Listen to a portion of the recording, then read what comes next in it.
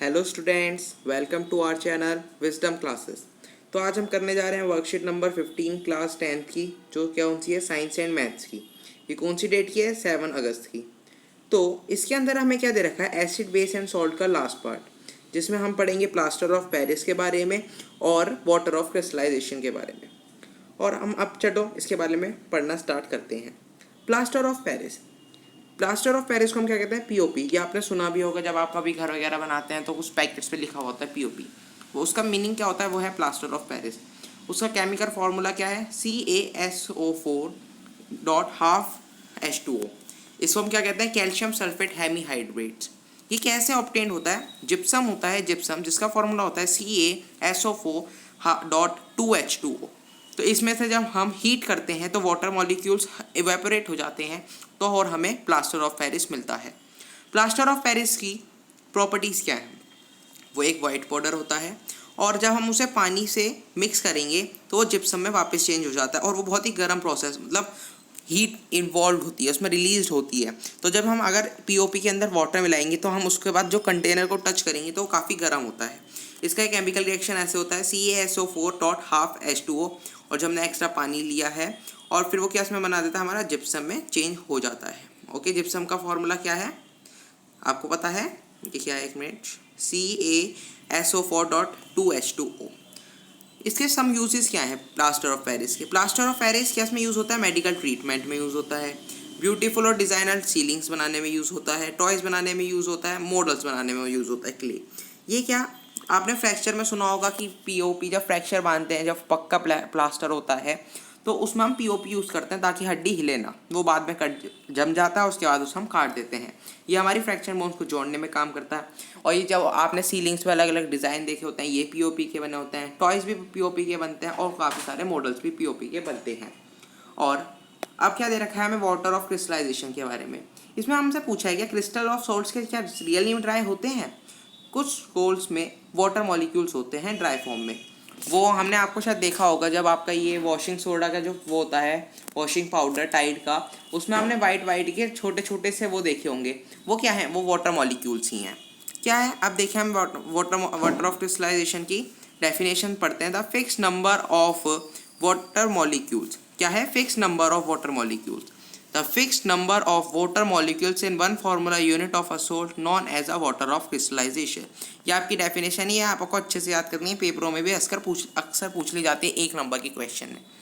और जो भी सोल्ट्स में ये वाटर मॉलिक्यूल्स होता है उसे हम क्या कहते हैं, हाइड्रेटेड सोल्ट। क्या कहते हैं, हाइड्रेटेड सोल्ट। जैसे क्या है, कॉपर सल्फेट एक हाइड्रेटेड सोल्ट है। क्यों, क्योंकि इसके अंदर 5H2O होते हैं। कितने होते हैं, 5H2O। वैसे ही आयरन सल्फेट, उसके अंदर 7 होते हैं। तो इसमें ऐसे काफ़ी सारे हाइड्रेटेड सोल्ट्स हैं यहाँ पर। कॉपर सल्फेट में मैंने आपको बताया, जैसे इसके अंदर 5 वाटर के मॉलिक्यूल्स होते हैं, और जब हम कॉपर सल्फेट को हीट करते हैं तो वापस वो वाटर मॉलिक्यूल इवेपोरेट हो जाते हैं और उसका कलर वाइट बन जाता है। ये देखिए, आप इसकी केमिकल रिएक्शन देख सकते हैं। और जब हम थोड़ा वाटर वापस किस में ऐड करेंगे, एनहाइड्रोस कॉपर सल्फेट। एनहाइड्रोस कॉपर सल्फेट का मतलब क्या हो गया, इसमें अब हाइड्रेटेड फॉर्म नहीं है। अब कॉपर सल्फेट में क्या है, वाटर मॉलिक्यूल्स नहीं है। तो जब हम उसे मॉइस्चर में छोड़ देते हैं या फिर उसमें पानी ऐड करते हैं तो वो किस में वापस ब्लू कलर में बदल जाता है। हमें ये टेबल दे रखी है हाइड्रेटेड सोल्ट्स की। कॉपर सल्फेट एक पहला सोल्ट, जिसका कलर क्या होता है, ब्लू, और इसका केमिकल फॉर्मूला है ये।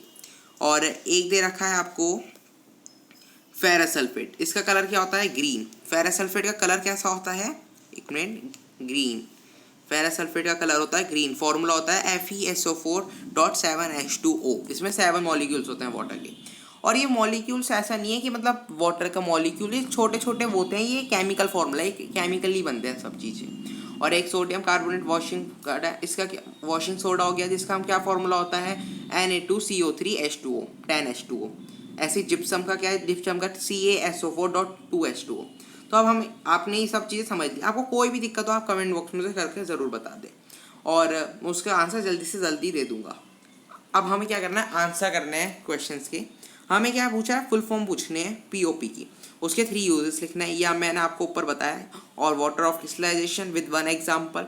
और पीओपी कैसे ऑब्टेन होता है जिप्सम से, और what happens when crystalline CuSO4, crystalline CuSO4 में मतलब वाटर मॉलिक्यूल्स हैं, हीट हो जाता है तो क्या होगा, हमें कलर लिखना है नए सब्सटेंस जो फॉर्म होता है, और हमें नेम लिखना है फॉर्मूला ऑफ 3 हाइड्रेट सोल्ट जो हमने ऊपर पढ़ा है। तो हम इसके पहले आंसर की देख लेते हैं। आंसर की देखिए, पहला क्वेश्चन है हमारा ये रहा, what is the full form of POP, POP की फुल फॉर्म हो गई प्लास्टर ऑफ पेरिस। यूजेस क्या है, यूजेस मेडिकल ट्रीटमेंट में, क्ले मॉडल्स में, मेकिंग टॉयज में, इसमें मेकिंग टॉयज में। अब वाटर ऑफ क्रिस्टलाइजेशन एक एग्जांपल के साथ, वाटर ऑफ क्रिस्टलाइजेशन की मैंने आपको डेफिनेशन बताई थी, the fixed number of water molecules in one formula unit of a salt called water of crystallisation. इसमें हमें एक एग्जाम्पल हमने दे दिया, वो copper sulphate hemihydrate 5 hydrate molecules. How the POP is obtained from gypsum, POP कैसे obtained होता है जिप्सम से, मैंने आपको बताया था जहाँ हम जिप्सम को हीट करते हैं एट कितने टेम्परेचर पर, 373 के, ये ऑलमोस्ट हमारा 100 डिग्री सेल्सियस होता है, 100 डिग्री सेल्सियस। जब इस पर हीट करते हैं तो मॉलिक्यूल्स ऑफ वाटर क्या हो जाते हैं, इवेपोरेट हो जाते हैं, और जिप्सम इसमें टर्न हो जाता है पीओपी। पीओपी का मतलब क्या हो गया, प्लास्टर ऑफ पेरिस। ये हो गई आपकी केमिकल रिएक्शन। CaSO4.2H2O हीट करते हैं एट द रेट क्या, इसमें क्या लिखना चाहिए हमें, यहाँ पे हमें लिख देना चाहिए 373, एरो के ऊपर नीचे आप कहीं भी लिख सकते हैं। तो ये इसमें बदल जाता है हमारा CaSO4.5H2O प्लस ये जो हमारा 1.5 H2O बचा वो अलग। What happens when crystalline CaSO4 is heated, जब क्रिस्टलाइन CaSO4 हीट होगा तो क्या होगा, जब क्रिस्टलाइन CaSO4 हीट होगा तो वो वाटर मॉलिक्यूल छोड़ देगा और उसका कलर कैसा चेंज हो जाएगा, ब्लू से वाइट हो जाएगा, जो हमने पढ़ा था। जो न्यू सब्सटेंस फॉर्म होगा वो कैसे होगा, एनहाइड्रस कॉपर सल्फेट, और जिसका कलर क्या होता है, वाइट होता है कलर में। हमें नेम लिखना है और फॉर्मूला 3 हाइड्रेटेड सॉल्ट्स के, तो उनका नेम ये होगा copper sulphate CuSO4.5H2O, ferrous sulphate FeSO4.7H2O and gypsum CaSO4.2H2O। तो अब हम पढ़ते हैं अपनी मैथ्स की वर्कशीट। मैथ्स की वर्कशीट में आज हमारा है अब क्वाड्रेटिक फार्मूला। क्वाड्रेटिक फार्मूला क्या है, क्वाड्रेटिक फार्मूला मैं आपको बताता हूँ। हमें x की वैल्यू किससे पता लगेगी, -b plus minus root b square minus 4ac upon 2a। दिख रहा है आपको, ये होता है हमारा इसका क्वाड्रेटिक फार्मूला। क्या होता है, क्वाड्रेटिक फार्मूला। तो अब आप देखिए, ये हमें बता रखा है क्वाड्रेटिक फार्मूला ने आपको बता दिया। तो ये क्वाड्रेटिक फार्मूला क्या, आप एक बार देखिए, हमने यहाँ पे प्लस माइनस क्यों लिया, मैं आपको उसकी वैल्यू वो बता देता हूँ। यहाँ पे हमने प्लस माइनस इसलिए लिया है क्योंकि जब भी हम रूट खोलते हैं तो उसके आगे प्लस या माइनस लग जाता है, तो इसमें यहाँ पहले से ही प्लस माइनस लग जाता है। ओके, तो अब हम आगे पढ़ते हैं अपना वर्कशीट नंबर 15, क्वाड्रेटिक फार्मूला, जो आपको मैंने क्वाड्रेटिक फार्मूला बता दिया है। आप किसी भी क्वाड्रेटिक इक्वेशन की b की वैल्यू निकाल सकते हैं, 4ac की वैल्यू निकाल सकते हैं, तो फिर हम उसके बाद b स्क्वायर माइनस 4ac की वैल्यू निकाल सकते हैं। आपको पता है b स्क्वायर माइनस 4ac को हम क्या कहते हैं, ज़रूर बताइए मुझे पता है 95 बच्चों को पता होगा, मैं बता देता हूँ वैसे आपको। इसे हम डिस्क्रिमिनेंट कहते हैं, जिसे हम d से डिनोट करते हैं। क्या कहते हैं, डिस्क्रिमिनेंट, जिसे हम d से डिनोट करते हैं। तो अब हम आगे, हमने ये पैथ पढ़ ली थी कि ABC रियल नंबर्स होते हैं जिसमें a की वैल्यू 0 नहीं होती, सिर्फ इसमें a की वेरिएबल होता है जिसकी वैल्यू क्या होती है, x, और यहाँ पे डिग्री क्या होती है 2, और सॉल्यूशन क्या, सॉल्यूशन 2 होते हैं, क्यों, क्योंकि डिग्री यहाँ पे होती है 2, डिग्री यहाँ पे होती है 2। तो अगर b स्क्वायर माइनस 4ac अगर 0 से बड़ा है या इक्वल है 0 के, तो हमारे कैसे रूट्स होते हैं, इक्वल, मतलब वो रूट्स जो होते हैं रियल होते हैं, अनरियल नहीं होते हैं। जैसे -4 2 ऐसे रूट्स नहीं होते जिसमें मतलब वैल्यू हमें इरेशनल वगैरह में आती है। ओके, जो रूट्स हम निकाल सकते हैं। और हम कैसे निकाल सकते हैं, जब हमारी वैल्यू कैसी हो, b स्क्वायर माइनस 4ac की वैल्यू या तो 0 से बड़ी या 0 के इक्वल हो, minus b plus root b square minus 4ac upon 2 है।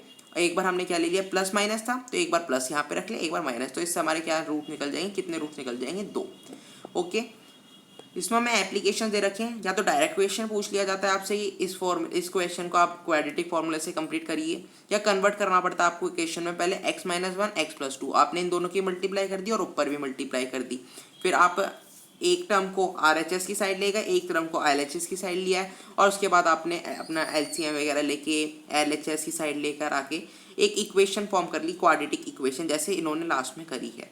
आपको इसमें कोई भी दिक्कत हो आप मुझे कमेंट बॉक्स में करके बता दीजिए, मैं फिर आपको और डिटेल में नेक्स्ट वीडियो में बता दूंगा, ठीक है। और वर्ड प्रॉब्लम भी आ सकती है कि जैसे कोई भी दो नंबर है जिनका सम क्या है 145 है, जिनके स्क्वायर का सम क्या है 145।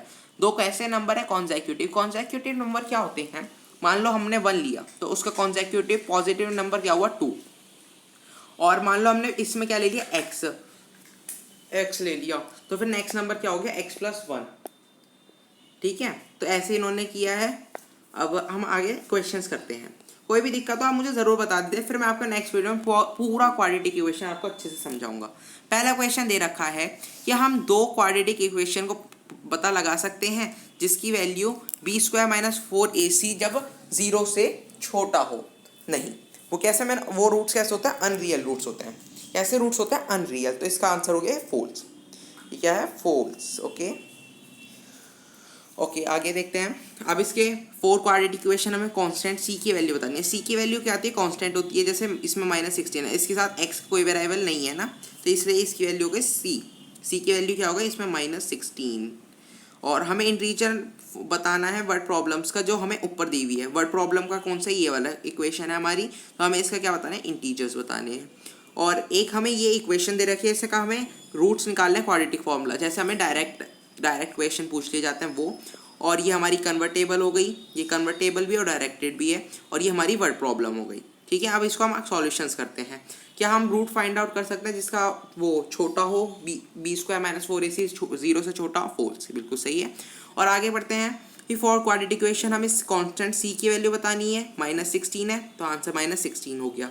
हमें इंटीजर्स की वैल्यू बतानी थी जो वर्ड प्रॉब्लम में दे रखी है, तो वहाँ पे हमें कौन सी इक्वेशन दे रखी है, वहाँ पे हमें दे रखी थी इक्वेशन 2x² - +2x - 144।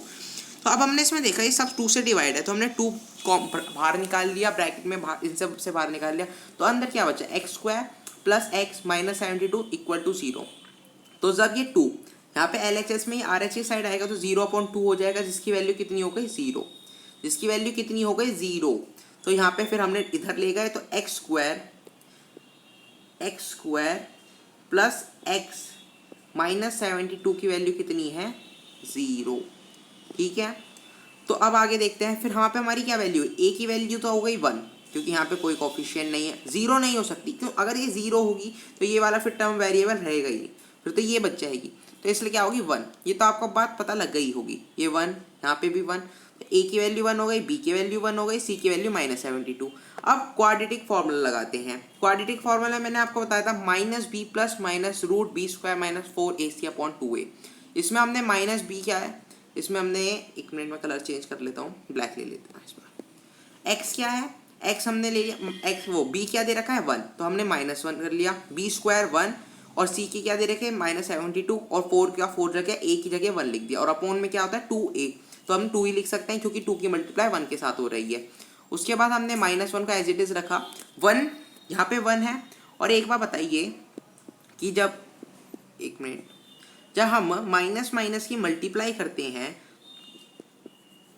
माइनस की मल्टीप्लाई करते हैं तो क्या बनता है, वो बनता है प्लस। तो अब आप अंदर देखिए, यहाँ पे -4 की मल्टीप्लाई किससे हो रही है, -72 से, तो ये क्या बनेगा 288, क्या बनेगा 288, प्लस का बनेगा, माइनस का नहीं, क्योंकि यहाँ पे 2 माइनस है तो ये प्लस बन जाएंगे। और यहाँ पे क्या है 1, और इनके ऊपर क्या है रूट, तो ये क्या बन गया √289।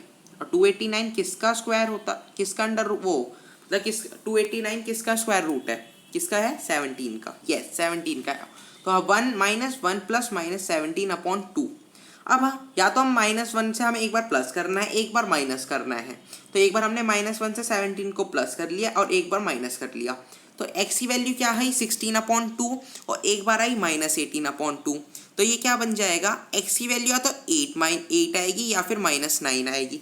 लेकिन आपको एक बात नोटिस करनी है कि x वहाँ पे क्या बताया है, x देखिए, हमें जो स्क्वायर है वो 2 पॉजिटिव इंटीजर्स हैं, पॉजिटिव मतलब वो नेगेटिव वहाँ नहीं आएगा।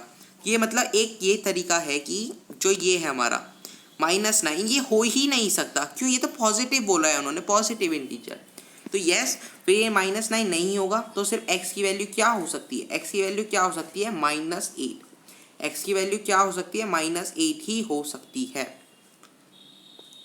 और एक तो x की वैल्यू 8 हो गई और x प्लस 1 की वैल्यू क्या हो गई 8 प्लस 1 मतलब 9। तो हमारे दो नंबर्स क्या आ गए, दो नंबर्स क्या आ गए 8 एंड 9, जिनका स्क्वायर का सम कितना होगा, जिनके स्क्वायर का सम क्या होगा 145। आपको अभी समझ आ रहा है ना, ये बहुत ही इजी है, बस आपको स्टेप बाय स्टेप करते जाना है और ये आपके आंसर्स निकल जाएंगे।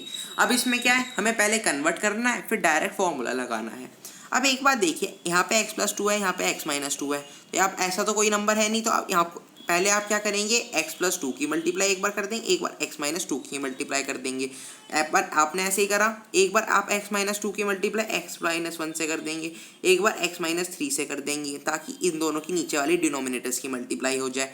आपने ऐसा ही किया, x minus 1 into x minus 2 plus x minus 3 और x प्लस 2 की मल्टीप्लाई हो गई, और नीचे क्या बन गया x प्लस 2 एक्स माइनस 2। क्या आपको एक फॉर्मूला याद आ रहा है इससे? यस यस यस यस आ रहा होगा, a minus B A plus B. Yes, इसका फॉर्मूला हो गया। तो फिर क्या बनता है A square plus B square, क्या बनता है वो A square plus B square बनता है। ये आपको याद होगा, आपने पहले क्लासेस में बहुत पढ़ा है। तो बस यहाँ पे यही करा हमने, फॉर्मूला लगाया ए स्क्वायर प्लस बी स्क्वायर, ए स्क्वायर माइनस बी स्क्वायर तो एक्स स्क्वायर, और यहाँ पे 2 का क्या हो गया स्क्वायर 4, और ये हमने ऊपर मल्टीप्लाई करी। आपको बहुत इजी मल्टीप्लाई है, आप तो आपको अच्छे से आती होंगी। अब इसके बाद का नेक्स्ट स्टेप बहुत इजी है। पहले हमने इसकी माइनस की, जैसे एक्स स्क्वायर है तो ये एक्स स्क्वायर है तो 2x स्क्वायर हो गया, माइनस 3x है, माइनस एक्स माइनस 4x, और ये माइनस 4। हमने ऐसे एक क्वाड्रेटिक इक्वेशन बना ली। उसके बाद हम एक्स स्क्वायर माइनस 4 को तो ऊपर लिया है, 11 से मल्टीप्लाई कर दिया, और ये 8 जो यहाँ डिनोमिनेटर में था हम इसे इससे मल्टीप्लाई कर देंगे, x square minus 3x plus 2 plus x square minus x plus 6 से। किससे मल्टीप्लाई कर देंगे हम? इससे। इस नंबर की मल्टीप्लाई होगी इससे, और इस नंबर की मल्टीप्लाई होगी इससे। समझ आ रहा है आपको क्या कह रहा हूँ मैं? कि हम एक्स स्क्वायर माइनस 4 की मल्टीप्लाई तो 11 से करेंगे, और x square minus 3x plus 2 की मल्टीप्लाई, वो 2x स्क्वायर जो भी हमारी वो बनती है 2x square minus 4x minus 4 बनती है, उसकी मल्टीप्लाई हम किससे करेंगे? 8 से। यहाँ पे मैंने आपको करके दिखा रखा है, ये देखिए, ये देखिए, ये बहुत ही ईजी है, बस आपको स्टेप बाय स्टेप अपना करते जाना है वर्क।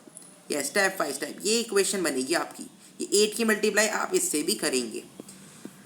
अब आपने 8 की मल्टीप्लाई करते हैं तो आपका क्या बनता है 16x square minus 32x minus 32, यह आपका बनता है इक्वेशन। उसके बाद जब आप सॉल्व कर लेते हैं तो और यहाँ पे क्या बनेगा 11x स्क्वायर माइनस 44।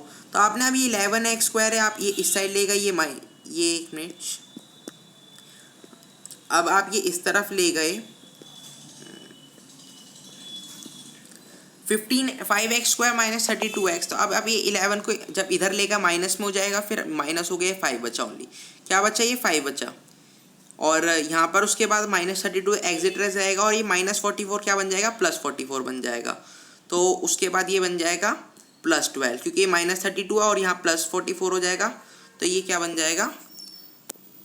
प्लस 12। और फिर हमें क्वाड्रेटिक फॉर्मूला लगाना है, जैसे उसमें बोला था प्लस 12 क्वाड्रेटिक फॉर्मूला लगाना है। तो x की वैल्यू क्या निकलेगी? माइनस बी प्लस माइनस से B square minus 4ac upon 2a से निकल जाएगी। और यहाँ पे हमारा a क्या है? a क्या है? a क्या है? 5। a क्या है? 5। b क्या है? माइनस 32, और c क्या है? 12। और हमें क्या था फॉर्मूला के अनुसार, हमें क्या था माइनस बी लेना है, मतलब माइनस ये प्लस 32 बन जाएगा, और अंदर क्या लेना है 32 square minus 4 5 12, 4 into 5 into 12, 32 square होता है 1024। इसमें से हम क्या घटा देंगे 2040। तो हमारा क्या बनेगा? जल्दी जल्दी बताइए। यस, हम माइनस करके देखते हैं 1024, एक मिनट, 240, इसमें से हमने माइनस करा तो हमारा बनता है 784। यस, 784 बनता है। 784 किसका स्क्वायर है? 28 का। आप कर सकते हैं, स्क्वायर रूट किसका है? 28 का। तो अब हमें एक बात क्लियर हो गई, या तो 32 में से जब हम प्लस करते हैं 28 अपॉन 10, और एक रूट होगा हमारा 32 माइनस 28 अपॉन 10। ये हमारे दो रूट्स होंगे। कौन से? ये दो रूट्स होंगे हमारे, ये हमारे दो रूट्स हैं। हमने अब इन दोनों को कैलकुलेट करा, 32 प्लस 28 हो गया 6, और एक हो गया 2/5। ये हमारे दो इंटीजर्स निकल आए ऊपर, जो हमें स्टेटमेंट हमें दे रखी थी वो क्वाड्रेटिक इक्वेशन। अब एक नेक्स्ट क्वेश्चन है कि जो रुचि है उसकी एज 2x मतलब डबल है मोनिका की एज की। तो हमें बोला है कि उन दोनों की जो प्रोडक्ट है एज का वो 160 है आफ्टर 4 साल बाद। तो हमें उनकी अब प्रेजेंट एज निकालनी है। तो अब हमें जो चीज़ निकालनी होती है हम उसे एक्स मान लेते हैं। प्रेजेंट एज हमने मोनिका की एक्स मान ली तो ये एक्स ईयर्स हो गई। और रुचि की क्या है, रुचि डबल उसकी डबल की है तो ये हमने 2x मान ली। ये बात आपको क्लियर हो गई। इसको एक को हमने x ईयर्स मान लिया, एक को हमने 2x ईयर्स मान लिया। और अकॉर्डिंग टू क्वेश्चन हमें ये दे रखा है कि x+4 क्या x+4 जब 4 साल बाद, हमने इसमें क्या करा प्लस कर दिया 4। ये +4 क्यों करा है, क्योंकि इसमें बोल रखा है कि आफ्टर 4 साल बाद है उनका 160 सम। यस 160 सम उनका 4 साल बाद है उनका प्रोडक्ट। तो x+4 और 2x हमने क्यों लिया, क्योंकि रुचि की एज हमने 2x ली है। 2x+4 इक्वल टू 160 इन दोनों का प्रोडक्ट। तो फिर हमने x² से वो मल्टीप्लाई करके हमने एक अपनी क्वाड्रेटिक इक्वेशन बना ली। यहाँ पे 160 है, इसमें से हमने 2 कॉमन ले लिया। फिर हमारा क्या इक्वेशन बनी, एक मिनट, एक इक्वेशन हमने 2 कॉमन ले लिया। फिर यहाँ पे हम इसे 160 से डिवाइड करते हैं तो ये 80 बन जाता है। फिर 80 को प्लस में होता है ये साइड, हम इस साइड ले जाते हैं, ये माइनस बन गया आपका। फिर हमने ये +8 या -80 ये बन गया हमारा -72। उसके बाद हम अब क्वाड्रेटिक फार्मूला लगाते हैं। क्वाड्रेटिक फार्मूला क्या है, यहाँ पे क्वाड्रेटिक फार्मूला लगाया तो a की वैल्यू तो हमारी यहाँ 1 है, b की वैल्यू 6 है और c की वैल्यू -72। यस अब एक बात देखिए, दोनों यहाँ पे भी माइनस है यहाँ पे भी माइनस, तो ये माइनस माइनस क्या बनेगा प्लस, माइनस माइनस क्या बनेगा माइनस माइनस बनेगा प्लस। ओके, क्या आपको बात समझ आ रही है? यस। तो अब फॉर्मूला लगाया हमने, फॉर्मूला अब तक हमने अच्छे से बार बार लगा लिया। अब आपको मुझे लगता है याद हो गया होगा क्या फॉर्मूला है। बहुत ही सिंपल फॉर्मूला है, याद कीजिए। -b plus minus √b² -4ac upon में क्या है 2a। यस, सिर्फ ये आपको फॉर्मूला लगाना है आपका क्वाड्रेटिक इक्वेशन आराम से। मेरे अकॉर्डिंग ये सबसे इजी मेथड है क्वाड्रेटिक इक्वेशन को सॉल्व करने का। आपको इसमें ना आपको माइंड लगाना है कि फैक्टर्स ढूंढने हैं या कंप्लीटिंग द स्क्वायर मेथड की तरह आपको सोचना पड़ेगा कि प्लस यहाँ पे पहले हाफ करो या फॉर्मूला। सिर्फ एक आपको ये फॉर्मूला याद करना और इसको लगाना है, आपके रूट्स निकल जाएंगे। तो आप फॉर्मूला लगाया हमने, -6 ले लिया, b क्यों प्लस में है तो यहाँ पे माइनस में हो जाएगा क्योंकि माइनस भी लेते हैं, प्लस माइनस 6 का हमने स्क्वायर किया, फिर -4 1 और यहाँ पे हो गया -72। जब -72 की मल्टीप्लाई हम -4 से करते हैं तो क्या बनता है 288। अब जब 288 के अंदर हम क्या प्लस करेंगे 36 तो क्या बनता है 324। 324 किसका स्क्वायर रूट है 18 का। फिर अब हमें एक बात कंफर्म हो गई, या तो हम -6 में से प्लस करेंगे 18 को और अपॉन 2 करेंगे, या तो हमारा ये एक रूट होगा, या फिर जब माइनस करेंगे तो ये एक रूट होगा। तो x की वैल्यू क्या है, या तो हम दो इन हमारे एक मिनट x के हमारे ये 2 रूट हैं। अब इनको हम आगे सॉल्व कर लेते हैं। आगे सॉल्व करते हैं तो -6 और -18 क्या बन जाता है -24/2 और -6 + 18 क्या बन जाता है 12/2। अब एक बात बताइए, क्या किसी की एज माइनस में हो सकती है? हो सकती है, बताइए आप। क्या आपने कभी सुना ये -10 साल का है या -5 साल का है? नहीं, हमेशा जो एज होती है वो पॉजिटिव में होती है। तो x क्या प्रेजेंट एज है मोनिका की, तो इसलिए वो नेगेटिव में नहीं हो सकती। वो किस में नहीं हो सकती? नेगेटिव में नहीं हो सकती। तो इसलिए हम -12 तो हम लेंगे ही नहीं, -12 तो हम लेंगे ही नहीं, -12 हम लेंगे नहीं। और फिर हमारा क्या बचा? सिर्फ 6। तो x की वैल्यू तो 6 हो गई। हमें इनकी प्रेजेंट एज निकालनी है और हमने x को क्या माना था, एक मिनट, हमने x को क्या माना था 6। x को हमने माना था 6। x की वैल्यू प्रेजेंट एज थी मोनिका की और रुचि क्या थी? रुचि डबल थी, मतलब 2x माना था हमने उसको। और इसका मतलब क्या हो गया, 6 है ईयर्स है तो 2 की मल्टीप्लाई 6 से हो जाएगी और 2 6 से क्या होता है 12। तो एक क्या हो गई, मोनिका की एज आ गई 6 ईयर्स और रुचि की एज आ गई 12 ईयर्स। आपको ये आप समझ आ रहा है? आपको मुझे लगता है ये क्वाड्रेटिक इक्वेशन बहुत अच्छे तरीके से आप समझ आने लग गई है। तो आपको अब ये तो बहुत ही इजी मेथड है, क्वाड्रेटिक फार्मूला डालना है, बस एक फार्मूला याद करना है, वैल्यूज को पुट करना है और आपका आंसर निकल जाएगा। सबसे ईजीएस्ट मेथड है ये, आपका क्वाड्रेटिक इक्वेशन चुटकियों में पूरी हो जाएंगी, चुटकियों में। तो ठीक है। और वैसे अगर आपको क्वेश्चन में नहीं दे रखा कि आपको कौन से मेथड से सॉल्व करना है तो आप कोई से मेथड से सॉल्व कर सकते हैं। यह है क्वाड्रेटिक फार्मूला, थोड़ा जल्दी सॉल्व हो जाता है। अगर आपको splitting the middle term method easy लगता है, आपको लग रहा है कि इसके हम फैक्टर इजीली स्प्लिट कर सकते हैं, तो वो भी छोटा मेथड है। और आपको लग रहा है कि इसके मेथड नहीं हो सॉल्व हो पाएगा, तो फिर आपको क्वाड्रेटिक फार्मूला लगा सकते हैं। और जो कंप्लीटिंग द स्क्वायर मेथड है वो इस बार 2020-21 जो क्लास 10 दे रही है उससे वो सिलेबस से काट दिया गया है, तो इसलिए वो आपकी वर्कशीट्स में भी नहीं आया। लेकिन नहीं तो वो भी मेथड ईजी है, थोड़ा कभी कभार ट्रिकी सा लगता है, लेकिन एक बार समझ आने के बाद वो भी काफ़ी ईजी मेथड है। तो ठीक है, आपको मुझे लगता है कि ये चीज़ें समझ आ रही हैं। आपको कोई भी डाउट हो तो आप मुझे कमेंट बॉक्स में करके कमेंट में बता दीजिए। और आपको अगर ये वीडियो में कुछ समझ आ रही है ना चीज़ें, तो ज़रूर से लाइक ज़रूर कर दीजिएगा। अब लाइक ज़रूर कर दीजिएगा और शेयर ज़रूर कर दीजिएगा अपने फ्रेंड्स के साथ। और मेरे चैनल को सब्सक्राइब ज़रूर कर दीजिए, सब्सक्राइब प्लीज़ सब्सक्राइब कर दीजिए, बहुत ही कम सब्सक्राइबर्स हैं अभी इसके। तो आप जब सब्सक्राइब करेंगे और मैं आपको नई नई वीडियोस रेगुलर लेके आऊँगा, रेगुलर आपके लिए नई वीडियोस लेकर आऊँगा, तो आपको एक तो नोटिफिकेशंस मिल जाएंगी और इसका बेनिफिट मुझे भी होगा। तो ठीक है, आपको अब लग रहा है सब कुछ समझ आ रहा है। ओके बाय गाइस, अब मिलते हैं नेक्स्ट वर्कशीट का। Enjoy your day.